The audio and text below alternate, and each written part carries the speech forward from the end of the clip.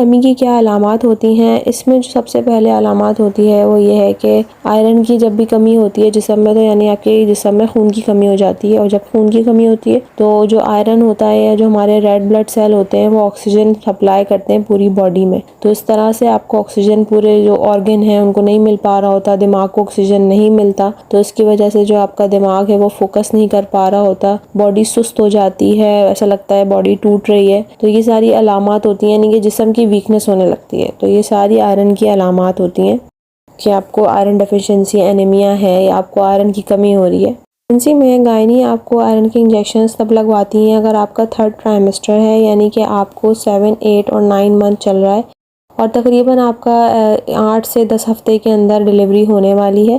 तो आपके पास इतना टाइम नहीं होता कि अगर आपका HP लेवल 10 के अराउंड आ रहा है तो आपके पास इतना टाइम नहीं होता कि आप टैबलेट से या डाइट से कंट्रोल कर सकें।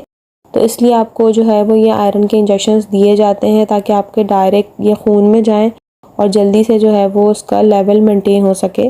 अदरवाइज़ अगर आपका 2nd ट्राइमेस्टर चल रहा है, यानी कि 4, 5th या 6 मंथ चल रहा है, आपकी डिलीवरी में भी बहुत टाइम बाकी है, तो फिर जो है वो आपकी गायनी टैबलेट या डाइट से आपको आयरन के लेवल मेंटेन करवाएंगी।